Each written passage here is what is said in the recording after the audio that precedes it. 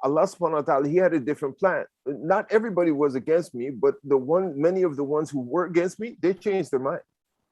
So I have my mother embrace Islam, my father embraced Islam, two of my aunts, two of my uncles, and about 250 of my cousins.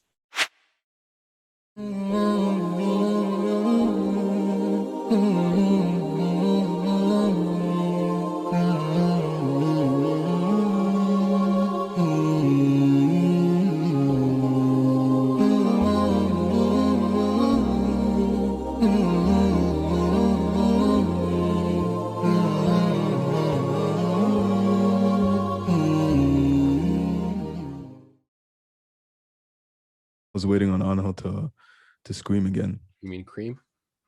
Nah, scream. Oh, Your drink was screaming, bro. that's true. Yeah, you just took a sip, bro, on camera. I'll take another one. Say Bismillah, bro. What are you doing? Bro, it's in my head, man. Stuff. There you go. I like that. I like that. I think there's another thing too. It's the perseverance aspect too. Like, we're more willing to stick through with things that we set out with an intention. It's impossible to have empathy for others if you're not patient. So may Allah bless you for that. First off, I'm gonna agree with the fact that the whole thing you said about friends, where it's like if they're affecting you more than you're affecting them, then you should probably get some new friends.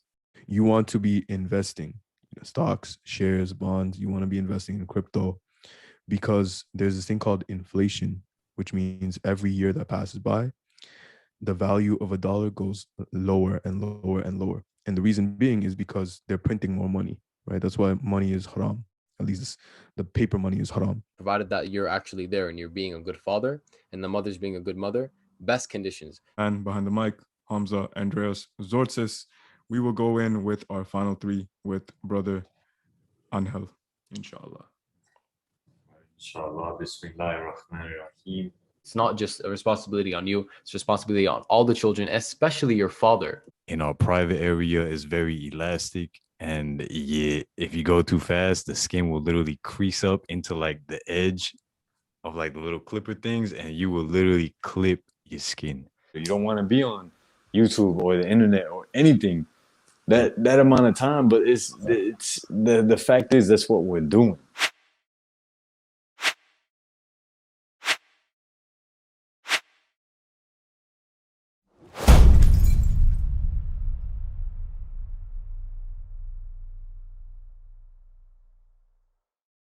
Assalamu alaikum wa rahmatullahi wa barakatuh, and welcome back to the realest podcast in the dunya, the Three Muslims podcast. Today we're joined with a very special guest, Brother Ibrahim. Assalamu alaikum. Wa alaikum salam wa rahmatullahi wa barakatuh. Alhamdulillah, I'm super pumped to be here, bro. Guys, listen, may Allah bless you. May Allah continue to preserve you. May Allah continue to expand you and elevate you. I mean, just amazing effort you're doing amidst all the controversy and all the other challenges you're facing. You still show up. And to me, 80% of success is showing up. So congratulations on that. May Allah subhanahu wa ta'ala bless you. Allahumma I'm here. Ameen, I'm ameen, ready ameen. to serve, man. Talk to me, brothers. Talk to me. Let's go, bro. So We're most of the going- viewers don't know that we got Toronto's finest in the building, in the hot seat today. So never did I think that starting this podcast, with the brothers 8 months ago, that we would have someone from the city that I grew up in, right? That I've never met. And I just met you through Brother Gabriel. So going to that, Akhi, what's your story? My story? Well, gosh. My story, for my story, I don't know if you ever seen this movie, Amistad, where the guy said when he's telling the story, he said he's trying to tell the story and it's like a little story like this he's trying to tell. But the other guy is saying, no, you have to go way back. You have to go all the way back to Africa. Well, my story is like that. My family around 1450 or around that area, we don't know exact dates, okay? They were taken into slavery. They're African people taken into slavery and they become slaves. Africans become slaves. Then they later become blacks and all this other kind of stuff. Okay. So they take them, they take them from Africa, and what do? They take them to the Caribbean because that was the slave catchers. And then from there, they took them to the Caribbean, which was the slave breakers. And then after that, they took them to America, North America, and other places where they became slave traders.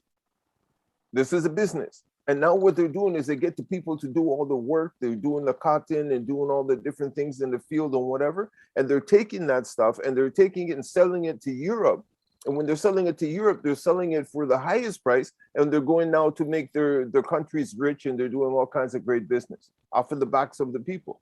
I come from those people. My people who came now from the south of America, came to the north of America, ended up getting free from the British loyalist people, and they were taken to Nova Scotia, which was British North America. When that happened, they were given their so-called freedom, quote unquote. But when they got to Canada, right, there was a problem. What was the problem? They tried to practice Islam. Now think about this. Back in Africa, they were Muslim. Some of them, at least, guaranteed. When they came now into the Caribbean, they were Muslim.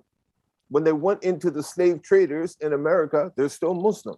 300 years in slavery, they're still trying to hold on to their Islam. When they got to Canada, 1783, when they got to Canada, they're still Muslim and they're trying to practice their Islam. And the people said, you can't do that here. This is not acceptable. Put too much pressure on them. Put them in serious difficulties that the people end up going back to Africa. Some of them were shipped back to Africa. And then there was others that actually went back to the Caribbean. In either case, they couldn't stay in Canada because, again, there was no way to practice their Islam. So the children, they left from Islam and they became Christian because the parents' way to manage it was, we're going to practice Islam in the house, but when we go outside, we're going to do all the stuff that the other people do. The children said, no, we're not blaming that. Those people have the power. You guys have no power. We're joining them. For me, I'm the first one to come back. So when I first came back to Islam, and I have no idea about this, I have no concept or understanding of it. When I came back to Islam in May the 10th, 1983, 1:45 p.m., I'm in Toronto Don Jail. We grew up in poverty. We grew up in a very bad situation. We grew up among gangs and drugs and violence and crime. It's undeniable the hardships that we felt. But guess what? When I came into that situation, I'm in jail and I get the message of Islam. Allah sent it to me. I wasn't looking for it. I was criminal, man. I didn't think it was a big deal. I didn't know what a big deal it was. That's the truth. And then Allah subhanahu wa ta'ala, he pulled my coat and said, hey, come on over here. I'm not done with you. Now, understand this. We're in a gang. And in our gang, there was two of the members of my gang had already been shot by the police and killed. The police came into the jail, saw me there and said, okay, Downey, you're next. Now, I wasn't afraid of dying. I just didn't want to die for nothing. And that's what I ask Allah. Don't allow my life to be for nothing. I'm 25 years old. I just don't want to die for nothing. And I ask Allah for three things. Don't let me die for nothing. Let me do some good with whatever time I have left, and put me around people who would guide me to the right way. This is after I embraced Islam. When Allah did like this, that was it for me. I'm all into Islam. I'm in. That's it. And we changed everything. Now, the key element here is that the people, my family, they came against me and they were fighting me like crazy for 30 years. 30 years. Don't make any joke about that. My aunt and my cousin literally came to my home here in Malaysia. 2 years ago, they came here to my home and they want to see what my situation was. Am I leaving from the family? Have I abandoned them and all this other kind of stuff? Because the way that they treated me was horrible. And I could tell you some horror stories, but we're going to leave that for now and may Allah guide them. But here's the thing. When they came, they said that my uncle, who became my nemesis, the guy who was against me, I mean, absolutely against me, who was Christian, guess what? He came now to have this idea that when I embraced Islam, that I had turned my back on God.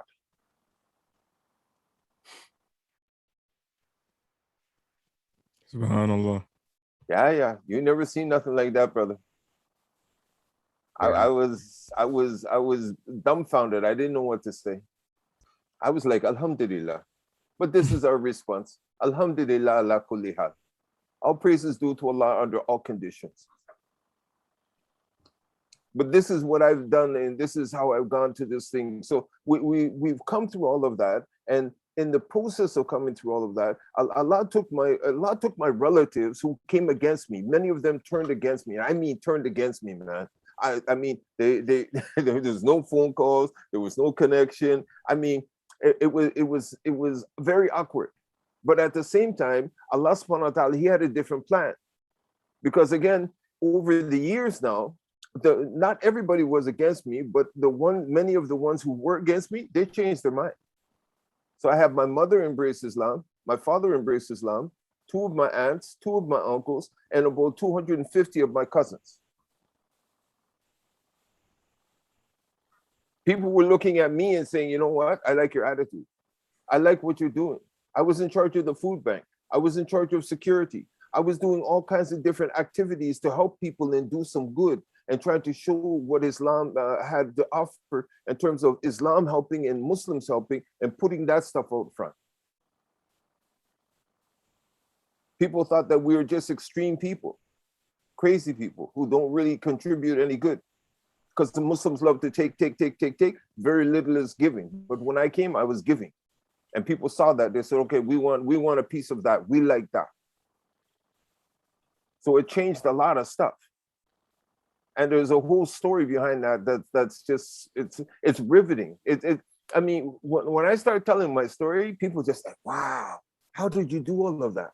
We start talking about like the Muslim inmate program, and I give my props to my Somali sisters, okay? Because we started back in there when the Somali women heard that I was helping the brothers in jail, the men, the women, the daughters and the aunties and all like that, they came, man, and they just came. They would not leave me alone in the masjid, brother.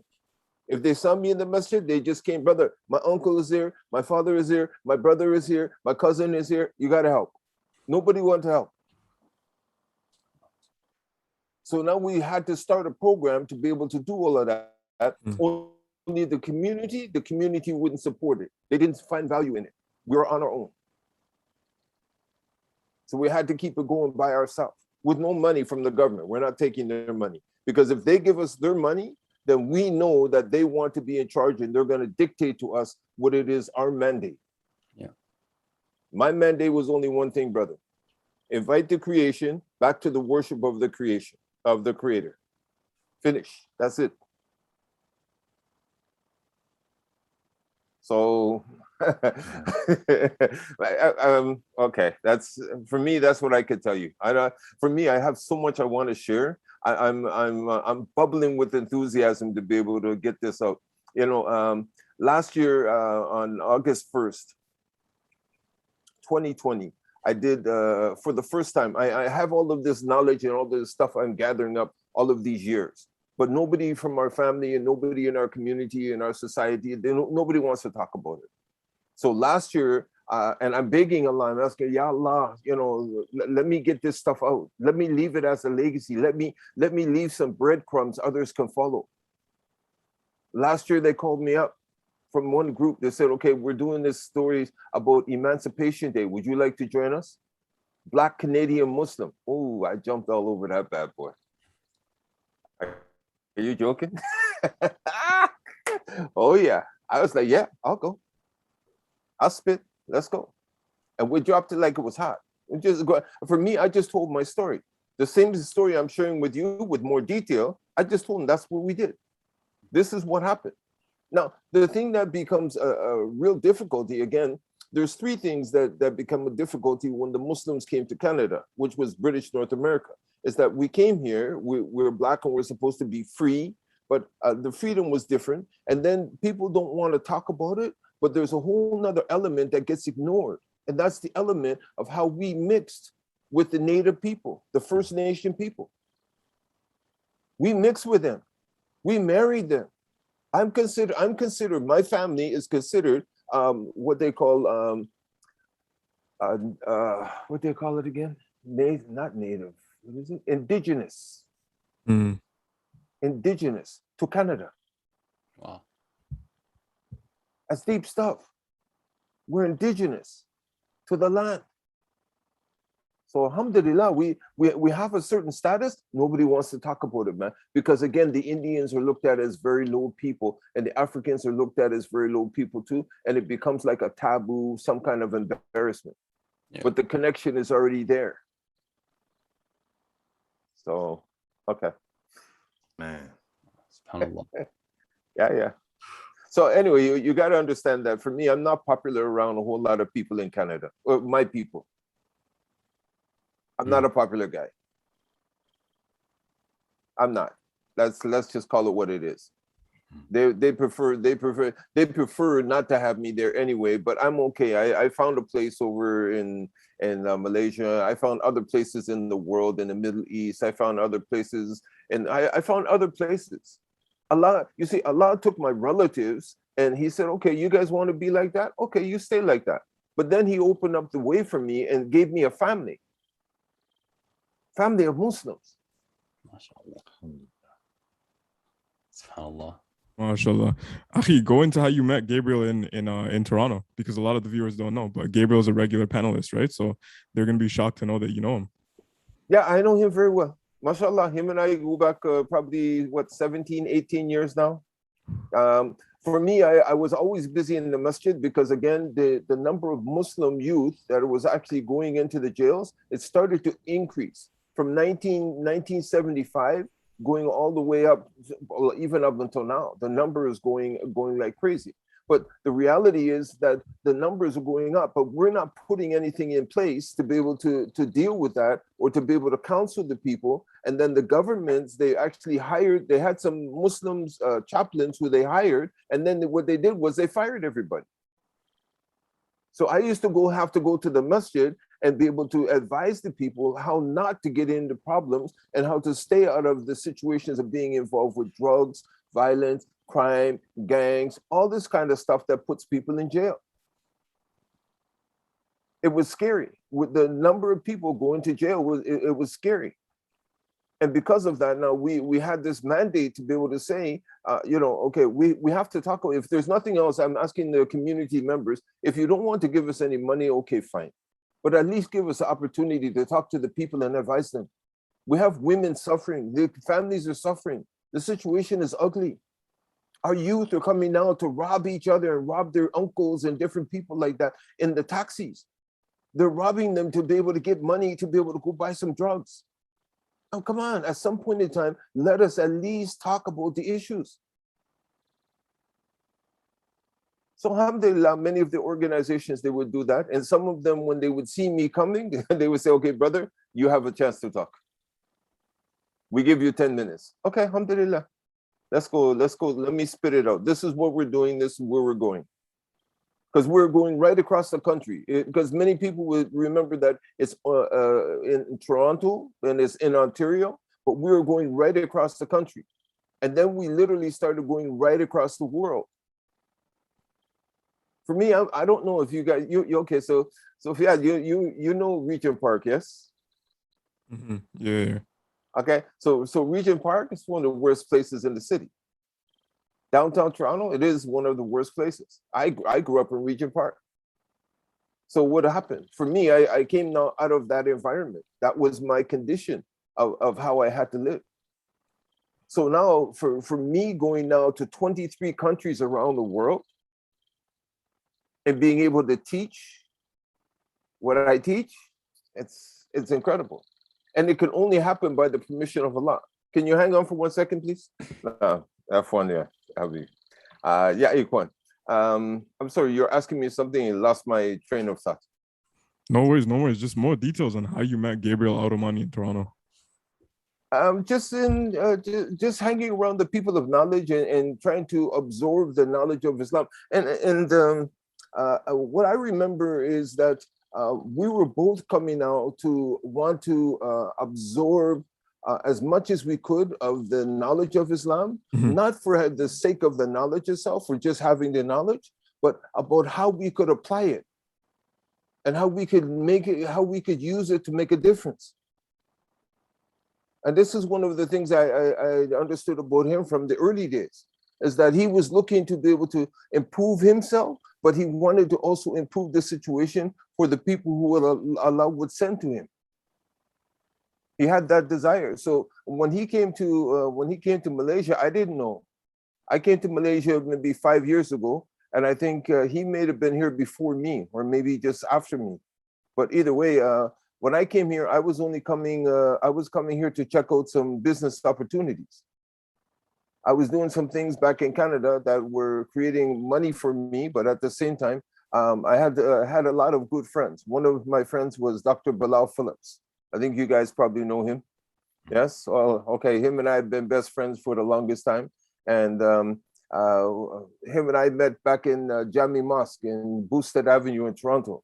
I used to sit down in the bookstore. I was so poor when I left from the Allahu Akbar. You know, when I left from the street back in the day, I was so poor, man. You got to understand, for me, 1 minute, man, I had like 2 apartments, man. I had a computer when the computers weren't even a thing. It was a paperweight for me. I didn't know. You had to turn it on, man. And you had to put clear the screen. That was what I knew. Clear the screen. You had to put in the DOS codes and all that kind of. It was a long time ago, but that was crazy stuff. We had cars, we had places, we had this and that, and whatever have you, but it was all phony. I didn't know it at the time because that's the only thing that I understood. That's what I related to. But once I understood, once I came into Islam, then I wasn't going back to it. And I used to literally sit in the bookstore, and this guy who's running the bookstore, a brother named Ali Bash, not sure if he's still alive. If he is, may Allah bless him. And if he's not, may Allah bless him. Because this brother used to be so kind to me. He allowed me to sit in the bookstore, and literally he would hand me books, or I would find books I wanted to read, and I would be able to sit down on the floor and read them because I didn't have money to buy it.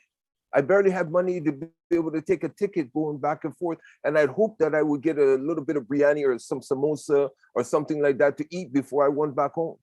Wow. So it was deep stuff. And then he was giving me these books from Dr. Bilal Phillips. Then one day, Dr. Bilal comes in, he says, "Oh, that's the guy." I said, "What do you mean?" He said, "Yeah, this is the guy who writes the books." But then he was writing books that were controversial. He was writing a book called the Answer Allah Cult. I don't know if you remember that or even seen it, but sorry, the answer of what? The Answer Allah Cult. There was this group of people who were calling themselves the Answer Allah, the helpers of Allah. They're calling themselves like this, right? And but they were calling themselves also the Nubian Islamic Hebrews. And they were a cult. And they were saying that they represented Islam, and they would stand on the street with the thobes and the kufis, and not kufis even. They would have on turbans, and they looked like Muslim. You couldn't tell anything until they started telling you about their deen. And when they started telling you about, they had a whole twisted idea about how Islam was going, and he dismantled them, took them apart, just dismantled them, and they got very angry, and they wanted to do something. And they were threatening him. And for me, it's real simple. I fell in love with the brother by the knowledge he was sharing. But he also took Shahada in Toronto a long time before, back in the 1970, I think it was 1972. So when him and I came now to be like that, I was like, nah, man, if you guys do anything to him, you'll deal with me. And people understood what that meant. Like for me, I had a reach that could go far. I was one of those guys who wasn't afraid to use it if need be. But again, I came away from that life. But it's not like, you know, I mean, you can take the boy out of the hood, but you can't take the hood out of the boy. And some of you guys know better than others. I see you smiling. So, but alhamdulillah. So, yeah. So, again, I was looking for opportunity, man, because for me, I was the director for Islamic Online University. Dr. Bilal Phillips started the Islamic Online University, and it was giving people a chance to get Islamic knowledge up to BA for free. And it was all over the world. But again, he took a lot of heat from that. And there was some difficulty being able to keep it going. but he did, and it's still going. So may Allah bless him, man. I hope you pray for him because he's doing a very noble and important thing. So, yeah. So actually, he introduced me to my wife, and I was just coming to look at a business opportunity. But as soon as we met, we knew that we were destined to do something together. But my mom had died before I came here, and my mom had died in 2010, and then my life literally was going downhill. And it got to the point where in 2014, for me, I always wanted to be a lawyer. I don't know if you get this, man, but I'm a good talker. I feel I'm a good talker. I can spit, I got a few things I can share. And I was discouraged all the time coming through school. They were discouraging me. Oh, you don't want to be a talker. You don't want to be a lawyer. No, Black people don't become lawyers. They become something else. Be a handyman, get a job in this place, work in a gas station, all this kind of thing. I always wanted to be a lawyer. So in my efforts to become a lawyer, I went to 1995. I went to University of Toronto. I wrote my LSAT. I passed, and I got accepted into law school in Dalhousie University in Nova Scotia, one of the best, if not the best, law school in Canada. MashaAllah. Right? Yeah. And I got accepted, and I had the full scholarship. All I had to do was get from Toronto to Halifax, and I was in. And just as I'm getting ready to go, one of my younger brothers, he dies from drug overdose. It's over. My mom, she started freaking out. That was her youngest son. She asked me to bury my brother. Now I'm Muslim, and she knows that she can ask me anything, and if it's not against Islam, I have to comply. She used that against me more times than I can tell you. But she understood it, that I would have to comply. So I did. So now I'm getting ready to get ready to go to. I called the university and said, okay, I'm gonna take some time. They said, no problem, take your time. You can come when you're finished. Now I'm getting ready to go. My two brothers, they got into a very silly argument. Who can do more drugs? The younger one and the older one. They got into an argument. Who can do more drugs? I'll do more drugs than you. No, I'll drink more than you. And they're going back and forth like this. They bought $1,200 worth of drugs. They sat down, did it all. The next morning, the youngest one, he ended up dying from asphyxiation. His whole system just regurgitated itself and came out of his ears, his eyes, his nose, his mouth, and covered his face like an airplane mask. He died a horrible death. Asphyxiated, just poof, done. Can't breathe. The next one, it took him 10 weeks to be able to commit suicide by drug overdose for grieving for his brother. So again, I couldn't leave. My mom asked me to not leave, to go back. So it wasn't until she passed away that I decided, okay, I'm gonna go back and try again, because I still wanted to be a lawyer. Now here's the thing. When I go back in 2014, I'm getting ready again. I wrote my LSAT, I passed, right? This is crazy, right? I'm thinking, okay, I'm getting ready now. Everything's opening up and so on like that. Except I go now and I start teaching about my SIPKIS program. And when I'm teaching about that, the professor, I'm writing on his board in the classroom. I'm taking a course while I'm waiting for their determination. And the professor there, he sees what I'm teaching and literally tells me that he's going to recommend that they not take me into law school. I said, why? I didn't do anything to you. Why would you be that? He said, no, what you're teaching is actually more powerful than if you go to law school and you're going to go for like the next 3 to 5 years. What you're teaching, actually, you can go into the world right now and teach that to the people. It'll bring more benefit. That's the stuff that I want to share with you guys today. Do we have time? Can I take 10? Yes. Can I take 10 minutes and blow that out? Yes. If you don't mind, because I'm excited, man.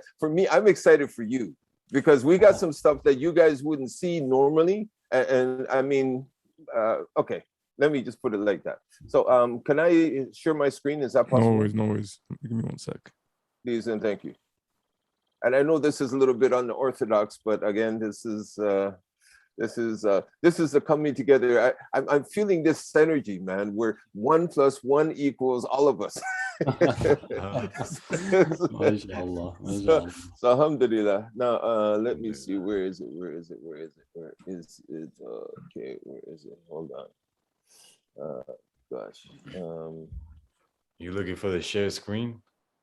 No, I'm looking for the actual presentation. Let me just pull. I think I have to pull it up first, and then after that I can get it.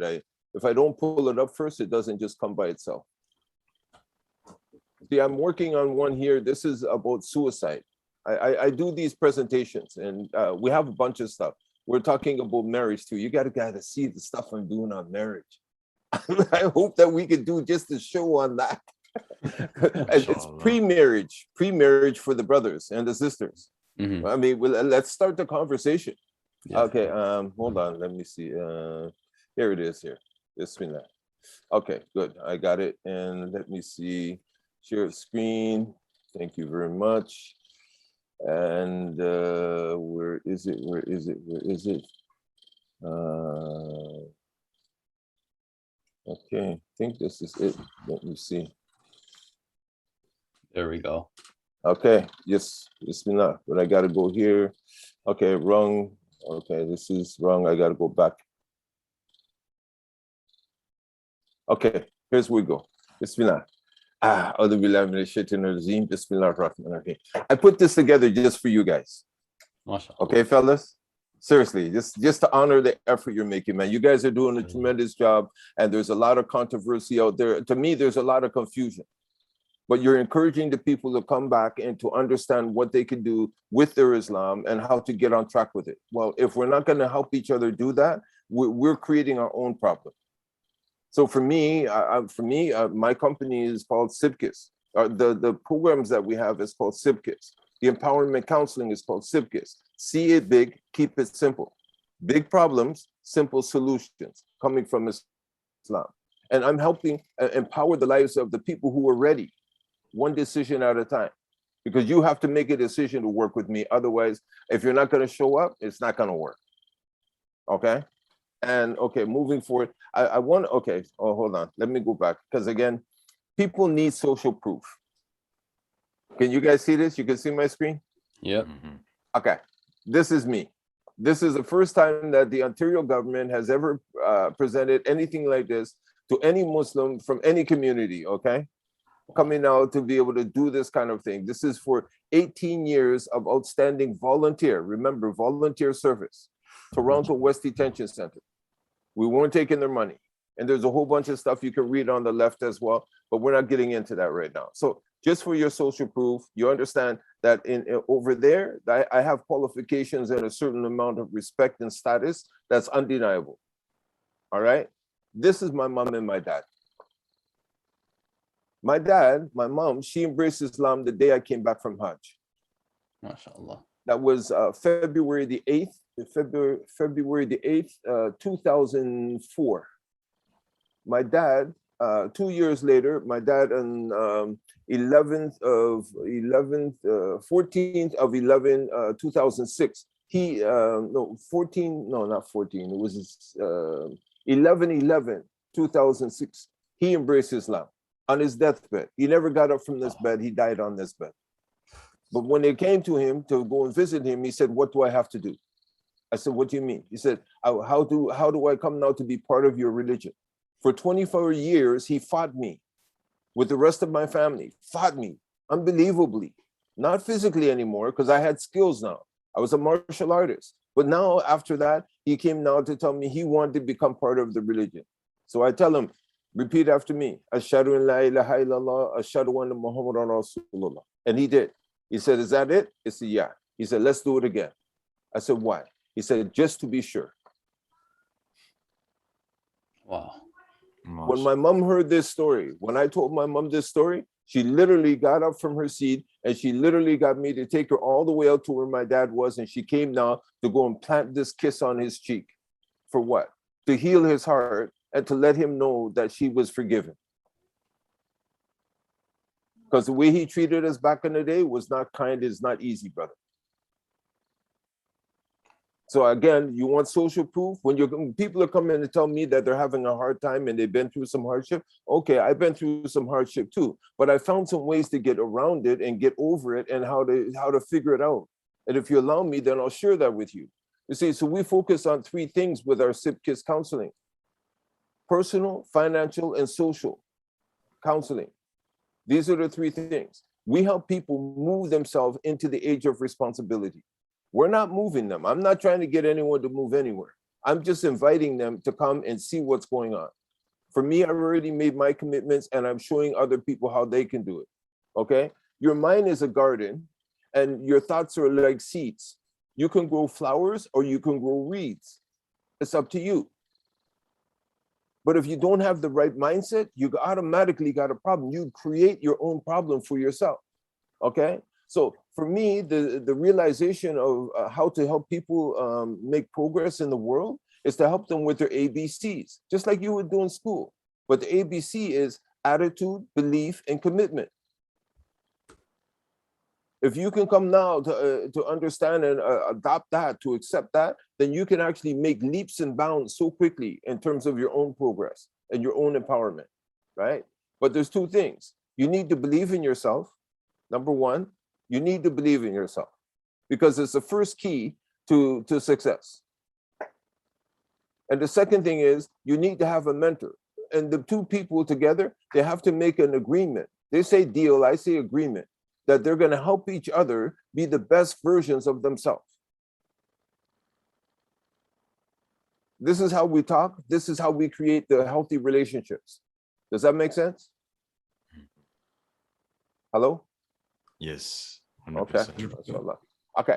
This is my favorite. This is my famous example. I'm going to try to give you the quick version of it, so forgive me for that. Okay, but where would you care to position yourself? If you could take screenshots, please take screenshots. Mhm. If you don't do anything else, I would tell you take this screenshot because I'm sharing this information with you and it's with you in your possession, but you don't own it. You won't own it until you share it with somebody else.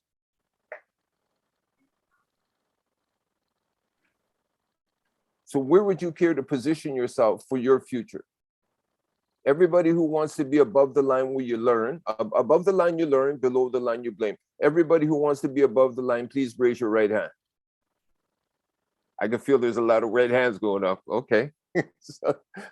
Okay. So alhamdulillah, mashallah, may Allah bless us to be among those people who stayed in that condition. How come we didn't choose blame? I want to show you why, because again, I believe in breaking it down like a fraction.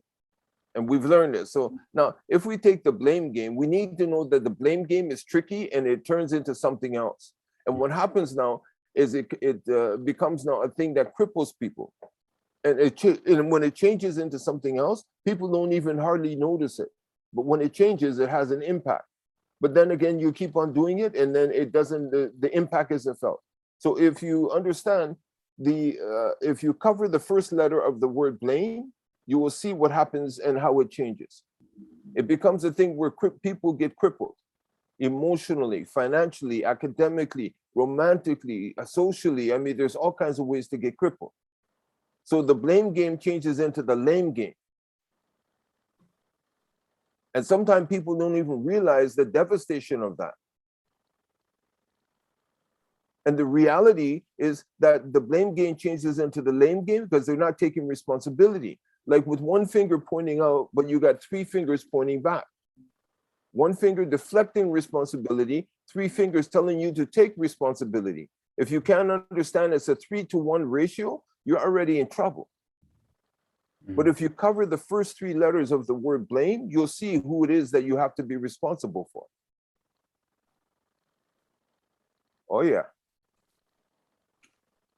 Oh, mashallah. See, yeah, so we want to spend a lot of time above the line. For the people who said they want to be above the line, we spend after this, it's everybody above the line, let's go, right? Because again, if you cover the first letter of the word learn, guess what you get to do? You get to earn. And then we start talking about how you're going to earn the blessings of Allah, how you're going to earn the Jannah that Allah subhanahu wa ta'ala has held out for us, and so on and so forth like that moving forward, okay? So you got to understand that you're not stuck. You just committed to certain patterns of behavior because they helped you in the past. Now those behaviors have become more harmful than helpful. And the reason why you can't move forward is because you're applying old formulas to new levels in your life. Change the formula and get a different result. And here's the reality of that. You were given this life because you're strong enough to live it. Allah does not give any soul a burden greater than it can bear. It is not going to start with you or me. So let's just make sure that we put that in our heads and let it go to our hearts so we can get up and do something that changes our lives in the way that we want to need. You see, we got to remember why we're here. Why are we here? Only for the worship of Allah subhanahu wa ta'ala. That's it, finished, khalas. Allah subhanahu wa ta'ala only created us for that circumstance of worship. If we're living up to our potential, we got to stay on top of this and make sure that this is it. So here's the thing. How do we hold on to putting first things first? We need to hold on to the rope of Allah. And we must be doing it as a community, as family, and we got to do it ourselves. Hold on to the rope, and we got to help others, and we want to start with our own family. For me, that's what I did. I'm not trying to tell people go and do it with everybody in the world. It's great if we do it with everybody, but especially if we do it with our family. Mm-hmm. We have a lot of issues with our families and a lot of issues with the Muslim youth. We need to be able to try to deal with some things. Okay. We need to go, and again, this is one of the things I did in the Middle East. We did a number of presentations where they were blown away by this presentation, where we literally will show them that we go from me. For me, my journey, I had an incredible journey in Islam, but my journey was a simple thing because I literally went from me to we as a Muslim. And I realized and I accepted that we are one. We are one ummah, ummah to wahid. We are one ummah. What are we going to do with that? We do something with it, we don't do something with it. It's up to us. But we're one ummah. That's it, finished. Can we be brothers and sisters for real? This is our challenge. But we literally have to take the journey that goes from me to we to be able to make the changes that we keep talking about that we think are good. They're good ideas, but they're not going to work until we actually have these obstacles removed. You see? Let's talk about the individual and what it takes to get here. Because again, I think that many times people don't come now to recognize and value the circumstance of what contributions and sacrifices other people have made. For each person who's coming now to be here right now, this is what your downline of your generations looks like. You had 2 parents, 4 grandparents, 8 great-grandparents. You had 16 great-great-grandparents, and so on and so forth, all the way down. This is going 15 levels deep. This doesn't apply to some people, it applies to everyone. But many times, if we don't recognize this and we don't actually give due respect and consideration to this, guess what? We just blow past this like it's no big deal. When this is actually a technical thing that is actually the biggest deal to be able to make sure that these people get the respect. But we should also be praying for them too, especially the ones who were Muslim, and Allah knows best who they were. That's another story. We can get into that. Okay. You see, one of the main problems that we find in the Muslim community, I found in my years of coming out to serve the community, is that we repeat what we do not repair. If we don't fix it, we just keep doing the same thing. And that's called insanity.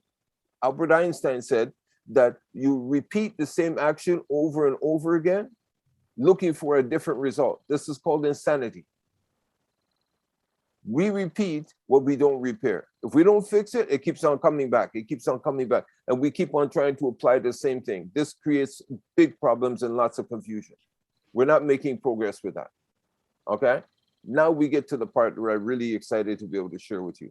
You see, we have to show people how to negotiate the valley of doom in troubled times. You know, we're coming now to be in a case where the world is covered with this whole COVID thing. We have all kinds of challenges, jobs are lost, industries gone, all the different things, monetary stuff, too many things. So now we have a situation where life is going along and the red line is representing life. And what happens now is that Sometime in your life, you run into a thing called a mess. Difficulty comes, hardships. There's no two ways around it. You can't get past it. And then what you got to do is you got to go through a process of learning. If you don't, you get stuck. You choose to get stuck by not learning. This is a big issue, right? And in order to get that learning to actually work, you got to take some uncomfortable action. And what happens, many people get to the edge of this, of the journey on the valley of doom, and they get right to the edge and they're about to fall in. For me, I was right on the edge, and Allah pulled me back and said, I'm not done with you. He said, you don't fall into the valley of doom. Take the bridge. The bridge is called faith. The bridge is called taqwa. The bridge is called iman. Take the bridge. For me, I took the bridge. And on the other side of the bridge, I found solutions. On the other side of the bridge, I was able to develop a certain skill set. On the other side of the bridge, I was able to have a certain mastery of how to come down to negotiate the different things that were going on and help myself and help other people develop what they wanted for their future, to get away from the valley of doom or destruction or depression or disobedience or disbelief or even death. We can call it all of those things, they all apply. And this is the kind of stuff that I want to show you, because again, this is the kind of stuff that I feel that our community needs, and we need to have more access to this kind of teaching to help people get through their problems. We're Muslim and we're not supposed to be able to feel that we're stuck. People should not feel that we're stuck, because again, Islam has the solutions. And I'll give you an example. I know I'm talking a lot, but I feel so excited to be here. I feel so honored. And I'll tell you, one day there's a young man in the jail and we're doing this program, and he comes to me, he says, Brother Ibrahim, after the program, he says, you said that Islam has solutions for any problem. You believe that? Anybody believe that besides me? I said, yeah, right? I told him yes. He says, okay, so where do we find that in the Quran? I said, okay. I said, if you look in Surah 103 in the Quran, you'll find exactly what you're looking for. What is Allah saying? A'udhu billahi minash shaitanir rajim. Bismillahir rahmanir rahim. Wal 'asr. Illa insana lafi khusr. Illa alladhina amanu wa amilus salihat. Wa tawassaw bil haqq wa tawassaw bis sabr. Verily, mankind is in a state of loss, except for those who, what? Believe, do good deeds, speak the truth, remain patient. Anyone who applies those four things to their life and to their lifestyle will come now to resolve the issue. That's been my experience. So we want to encourage people to understand that Islam is there for the human being to be able to do that. And if you're Muslim, then that's even a greater bonus for you. But apply those four things. Believe in Allah, do good deeds, speak the truth, and remain patient. You see, so we got to be planting seeds of faith with hope for a better tomorrow. Seriously, I don't know if you, for me, this is how I think, this is how I live, I'm grateful to Allah behind all of this. And we have to show people and help them really get to the idea that they need to exercise good decisions that help them choose the deen over the dunya. But many times there's a problem because it's a balancing act between what you're feeling in your head and what you're feeling in your heart. And sometimes people, they mess up and they don't get it right. And we got to get people to take every opportunity that they can, every day, as a new chance to be a better Muslim. Every day, not sometimes. And then we want to make sure that people understand that every day you're in a battle. The battle is not with anyone else or any other thing or something like that. It's a battle against yourself. This is me against myself. How are you going to be a better person than the person who you were yesterday? This is about mindset. And again, to have the proper mindset, you got to make sure that you're making dua. What is dua? You understand that you're making dua, you're praying to Allah, but you understand that you're depending on Allah alone, just like the bird depends on Allah. As we've been told by the Prophet sallallahu alaihi wasallam. Okay? So take 5 before 5. What is that? Your youth before your old age, your health before your sickness, your wealth before poverty, your free time before you're preoccupied, and your life before your death. Hold on to the rope of Allah. We can get into this. This is an excellent thing to do. But the whole idea and the concept is hold on to the rope of Allah, because it eventually leads to Jannah. And then Allah subhanahu wa ta'ala, we ask him, oh Allah, make our future better than our past.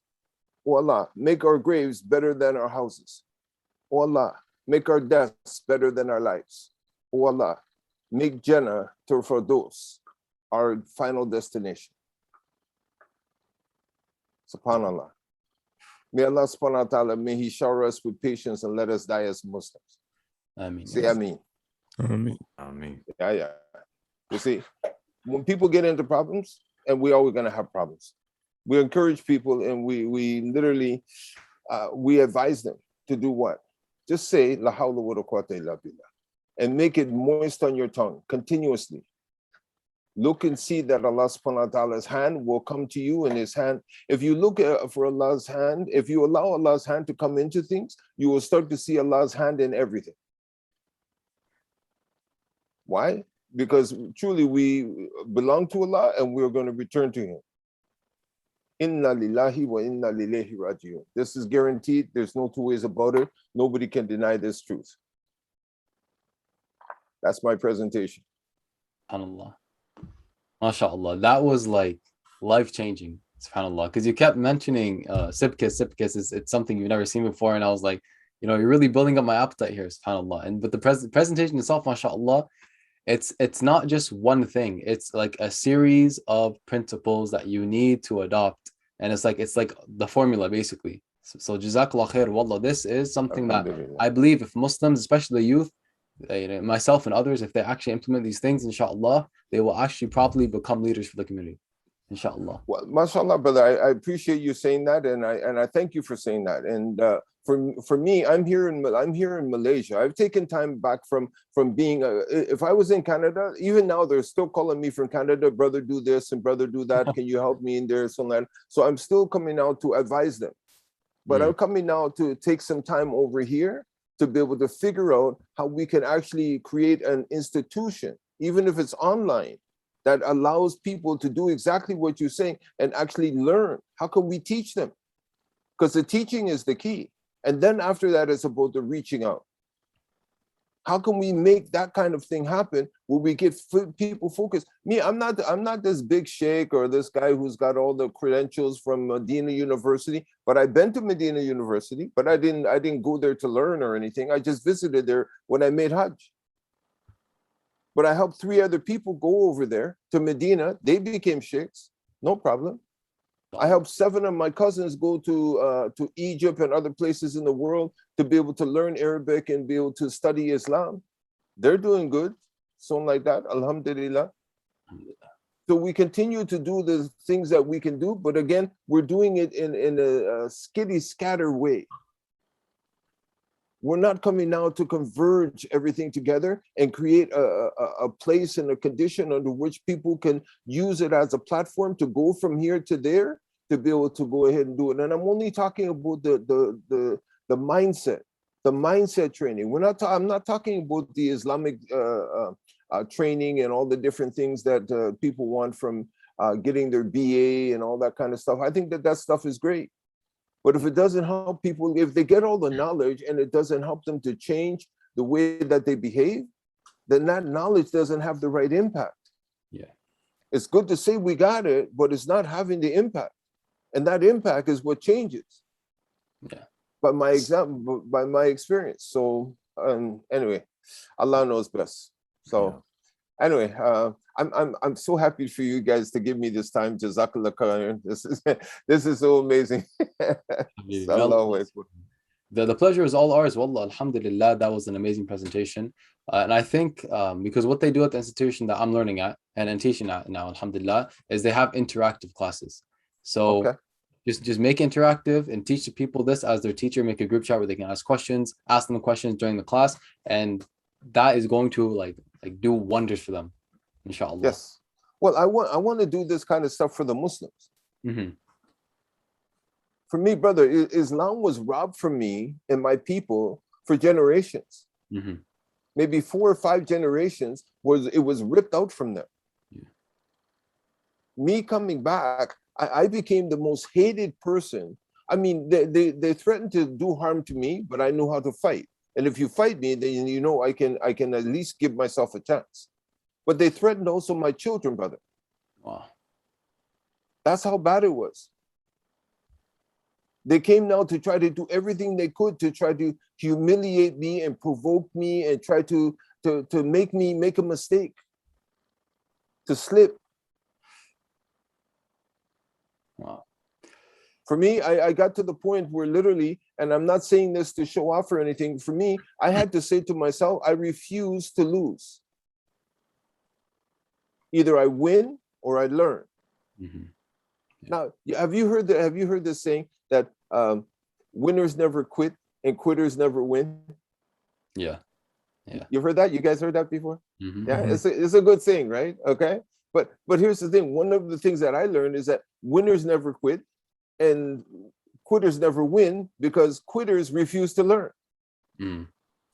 Yeah. Nobody ever thought about why aren't they winning? They could win, but they don't. Why don't they win? They refuse to learn. Yeah. Thanks. Yeah. MashaAllah. We should take time to learn. We should make that a part of what we're doing and make sure that we get to learn and then we start to get to earn. Like for me, one of the things that's become really important and relevant is that we've come now into a different reality in the world when it comes to finance. And I love to have a chat with you guys about what's going on in the world of crypto, because the world of crypto has changed everything. And now we've not only come into the world of crypto, but we come into the age of responsibility. So what if you could be your own bank and the people in the bank cannot hold your wealth? You can hold it all by yourself and can control that. See, this is the kind of stuff that we need to start having some discussion about. We need to be able to organize that thing to be able to give people the ability to empower themselves. How are they going to come now to be in a situation where they're going to keep doing the same thing over and over and over again? We see it didn't work. 2008 showed us. 2010, they did it again. 2020, they did it again. How many breakdowns they're going to have of the system? And we keep sitting there expecting the system's going to change. The system's not going to change. And I'm not putting down the system. I'm just simply saying it's not working. But we can take it into our own authority. And we can make the moves that we want if we're willing to put in that kind of commitment. But it's about the learn and earn. So I hope we can have a chat about that one day. And I know I hope I didn't wear out my welcome here. No, not at all, Habibi. You extended very it, good. MashaAllah. Alhamdulillah. Alhamdulillah. First of many. So you guys are literally this is me. If anyone tells you, okay, did you ever meet Ibrahim Downey? For me, what I was doing back then, I'm still doing now. Wow. MashaAllah. I've just found new ways and developed new understandings and been able to, for me, I'm gonna say this, but I don't want people to take it wrong. But for me, I've learned to lie, cheat, and steal. Okay, but no, don't smile. Brother say, please don't say that on our show. No. But you got to understand what I'm saying in content. What am I saying? I said, to lie in my bed and think about all the ways that I can improve things to make things better for Muslims, to please Allah. Okay? I lie and I cheat.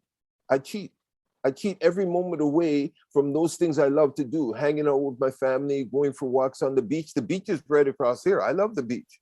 But for me, I spend a lot of time doing research on how I can be better. And then on top of that, in doing the research, we steal. I steal every opportunity I can to be able to take what I can, to be able to use it. And much of what I shared with you today is coming from those things that I've been able to lie, cheat, and steal. MashaAllah. In a good way. Yeah, in a good way. and a halal, by any halal means necessary. MashaAllah. You had me in the beginning, man. I was like, wait, what's this guy saying? What's this guy on to? Yeah, well, brother, the thing is, things are not always as they seem. Mm-hmm. Yeah. And if you really want to understand some things about money, go look at the hidden secrets of wealth, the hidden secrets of money. It's on YouTube for free. Go check it out. All right, we'll do, inshallah. We'll do. The hidden Inshallah. secrets of money. Yeah. I would advise everyone to see that, but this is the kind of stuff that we need to have access to so that we can start changing and adjusting and start to, how do you say, rethink the way that things are being done. Because there's some other people besides me who are going to want to lie, cheat, and steal. Yeah, they might not be as halal about it. Yeah, as long as it's halal, brother. We're trying to stay with the halal. Indeed, we're doing what we can, man. Alhamdulillah. Alhamdulillah. This was an action-packed episode, guys. If you made it this far, comment down below. Bring back Ibrahim for our next episodes, inshallah. Inshallah. So, Akhi, where can people find you if they want to get you right now?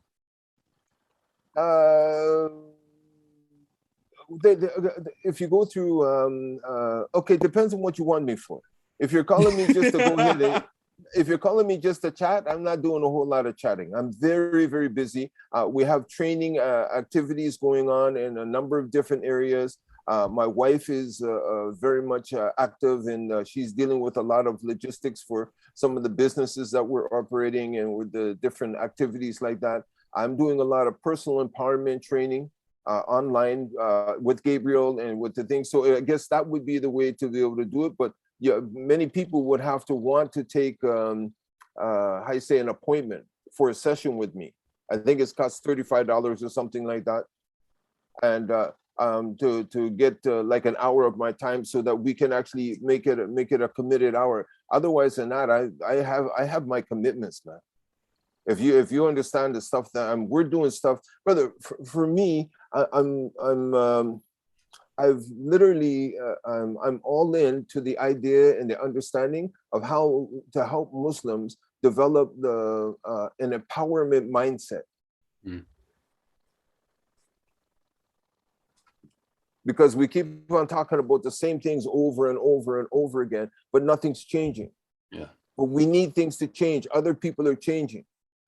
Yeah. The conditions are changing. What happened in Afghanistan? It changed the world. Now this is one country that expelled two superpowers, and we're not paying attention. Come on, man! Don't be so broke you can't pay attention.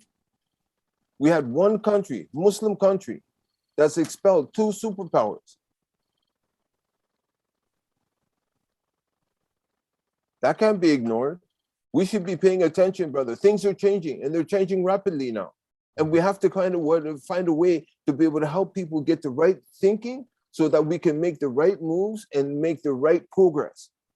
Otherwise, we're going to be the ones behind. Yeah. That's very true. SubhanAllah. A lot of Muslims nowadays, they just assimilate with the culture. Much like, you're saying the generations before you, that's what they did. They assimilated with the people, with the non-Muslims. And SubhanAllah, it's crazy because we do that and we think it's the norm. We don't even question it. So we have to really rewire, take everything apart, rewire the people's brains, inshallah. So may Allah make it, feasible. But yeah, it becomes an issue of survival, Aki. Like for my people, it became a matter of survival. Yeah, they couldn't survive in the environment where they were. If it was, they tried to stay strong with their Islam. So some of the aunties and the people who were coming out, they were honest with me. They say that, we used to be Muslim, but Islam didn't help us. And that's why they left. SubhanAllah. Okay. So I'm still the most hated man among my people. I mean, there's a whole. I mean, I'm telling you, there's like 200 people embrace Islam. We have like 20,000 or more. There's more than that even. And where I come from in Nova Scotia, we're the largest Black community in Canada. It's called North Preston. Founded in 1784, because we landed there in 1783. 1784, we established ourselves as a community. This is all documented. This is part of what I was going to share with you. But again, it was like 50 slides. We'd still be here. So I said, no, let me show you. For me, I thought it was advantageous to show you Sibkis. Mm-hmm. I hope that you would fall in love with Sibkis. The whole concept and idea of Sibkis is to be able to see a big problem and then find simple solutions with Islam. Mm. If we can get that across to the people, brother, this is where the rubber meets the road. Yeah. In terms of getting people to turn their lives around and actually making the progress they need to make the changes. But that's been my experience. MashaAllah. So, MashaAllah. alhamdulillah.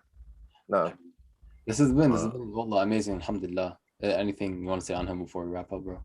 Yeah, no, I was gonna say it's beautiful, the whole sip kiss thing, because when you first came on here and I saw your thing, it said Ibrahim powered by sip kiss. I was like, oh, he forgot to, that's probably his phone carrier. He forgot to take that off. No, I didn't forget nothing. But yeah, no, alhamdulillah. Yeah. No, it's Ibrahim Downey, powered by Sipkiss. Yo. The stuff that powered me, brother. I come from the ghetto, Aki. You know what that is. I come from the ghetto, man. I come from nowhere. My life was at risk, and I was under threat of death, and it was legitimate. So for me now to actually be in a condition where I'm even talking to you and sharing with you all the stuff that we've been doing all of these years, we're doing this all around the world for all of these years, brother. Oh, subhanAllah. And if you when I tell you about take the bridge, understand this is that there is no bridge unless you put in Islam. That's facts. Yeah. I just hope you. I hope you get that, man. There's no bridge without Islam. You can't get to. I couldn't get to the other side. Yeah. You get stuck. You get I'd be stuck. Yeah. And here's the problem about going into the Valley of Doom is that when you get in the Valley of Doom, people start digging, trying to dig their way out of the Valley of Doom. But the more you dig, the deeper it goes. Yeah. So what do you got to do? Stop digging. But people that get in there say, no, I got to get out. And they keep digging and digging and digging. We have this saying is that you can lead a horse to water, but you can't make him drink. Yeah. But what you can do, you've heard that too, right? Yeah. Okay. But what you can do is you can entice that horse. What you can do is you can give that horse some oats. You let it eat while it's in a place where you can give it some oats, and you put inside the oats just a little bit of sugar, a little bit of salt, just a pinch. And then you lead that horse to water. What do you think that horse does when he sees the water? Gonna drink it up. You're gonna drink that water. You know he's drinking that. He's going right for that, man. You can't hold him back at a certain point. Yeah. He's got that little bit of salt. He's thirsty. So you've enticed that circumstance. You can lead a horse to water. You can't make him drink, but you sure as heck can entice him. How can we entice Muslims to come now to learn how to have the right mindset? I had one of my guys today. He's telling me that he's thinking about suicide, but he keeps coming back with the same thing all the time, threatening people he's going to commit suicide, trying to make them afraid that he's going to commit suicide, that they run and do all of this stuff for him. I said, I'm not doing it. What did I do? I gave him, I printed, I didn't even print it out, but I sent him a copy of the last testament, the last will and testament for a Muslim. I told him, if you're going to commit suicide, be prepared. He got offended. I was like, it doesn't matter. If you're going to commit suicide, go ahead and be prepared. The Prophet ﷺ told us that any Muslim has anything to give you, you have 2 days, you go ahead and make sure that you write down your last will. So if you're going to talk about committing suicide, nobody can stop you. If you're really committed to go ahead and do that, we advise you not to, because it's haram. But even if you did so, we would bury you, but then we have to leave you to Allah for his judgment. Yeah. SubhanAllah. I mean, if we're going to be real, let's be real. Because we're not playing, this is not a game. For me, Islam is not a game. Islam saved my life.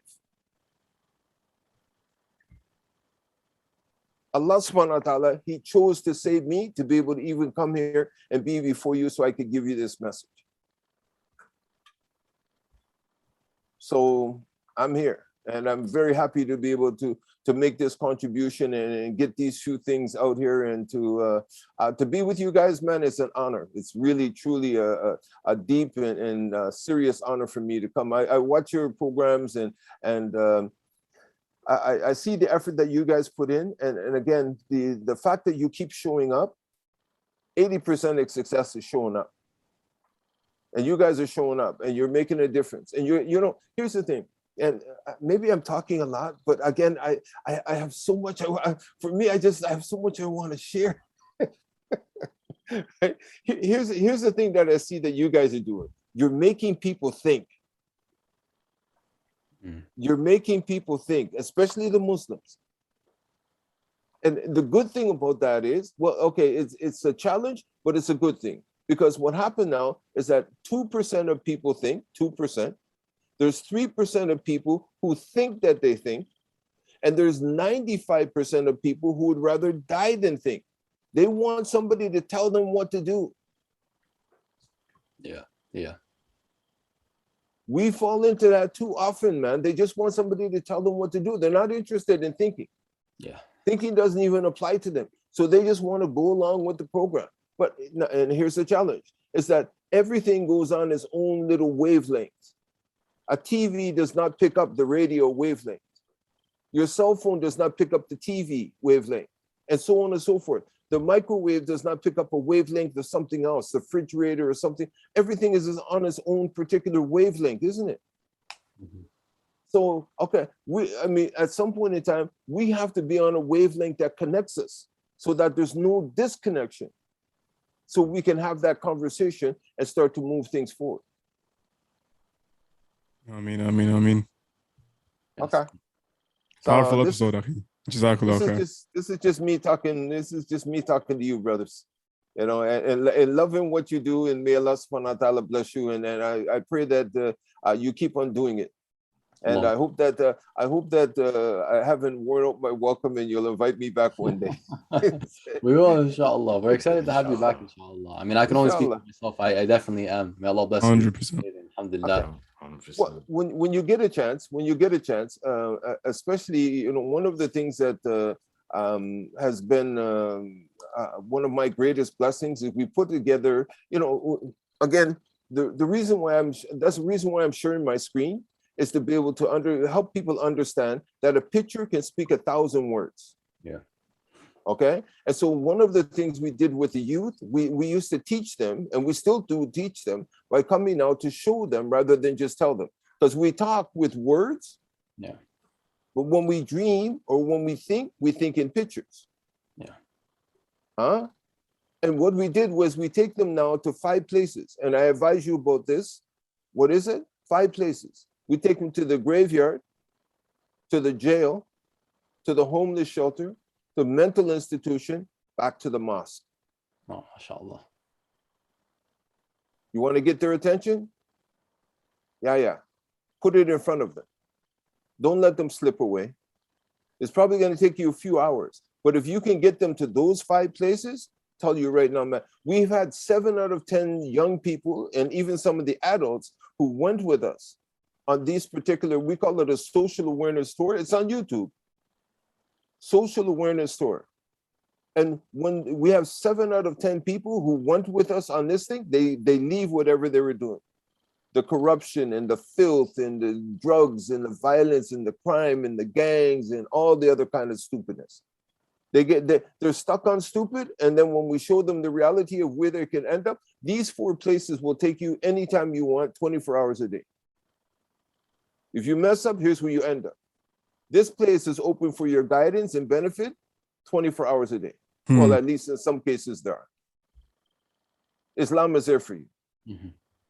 But you have to come and take it. You have to come and want it. You have to be making dua. You have to be asking Allah for it.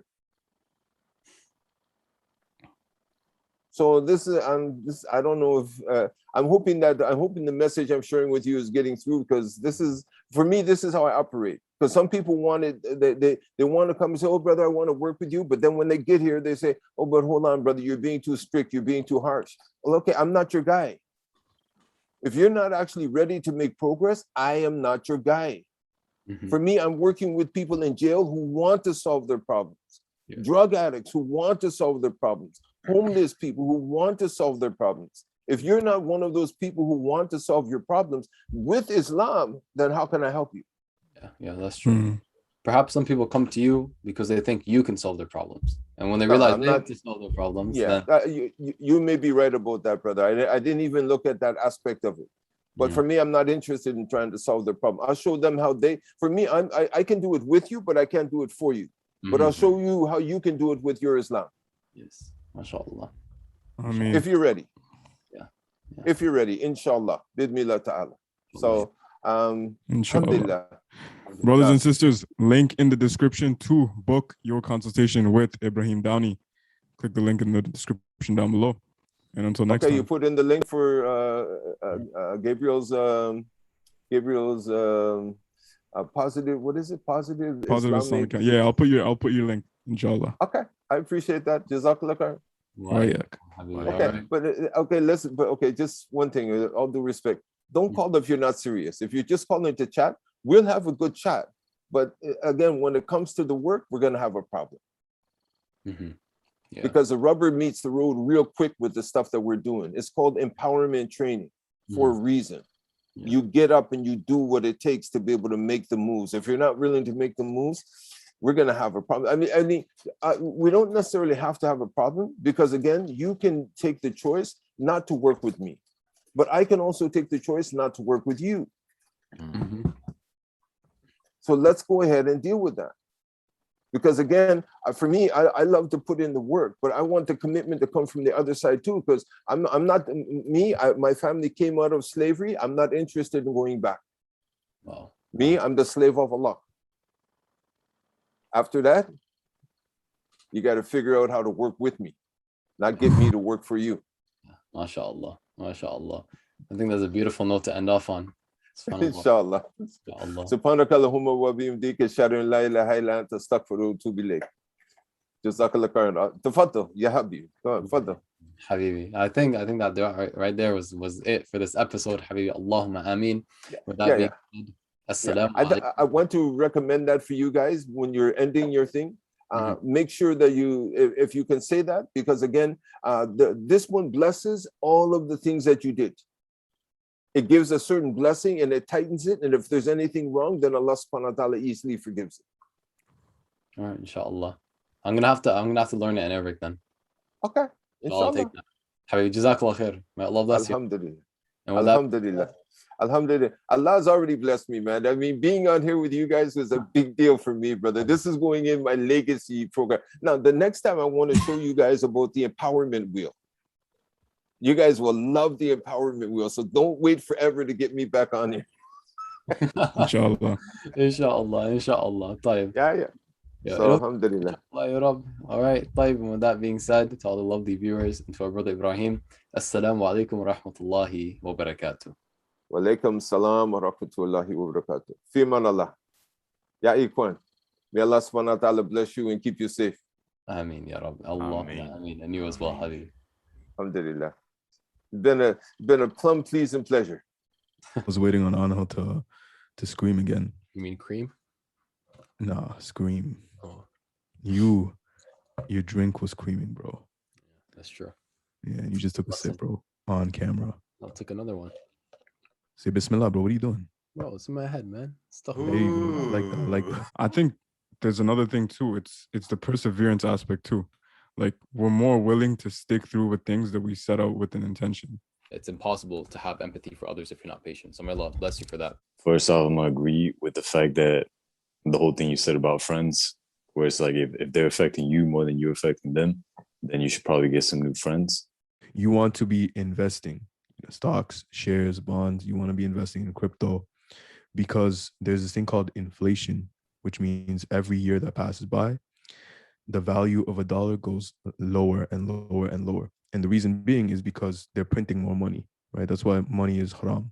At least the paper money is haram. Provided that you're actually there and you're being a good father and the mother's being a good mother, best conditions. And behind the mic, Hamza, Andreas, Zortsis, we will go in with our final three with brother Anghel, inshallah. Inshallah, Bismillahirrahmanirrahim. It's not just a responsibility on you, it's responsibility on all the children, especially your father. In our private area is very elastic. And yeah, if you go too fast, the skin will literally crease up into like the edge of like the little clipper things, and you will literally clip your skin. You don't want to be on YouTube or the internet or anything that amount of time, but it's the fact is that's what we're doing.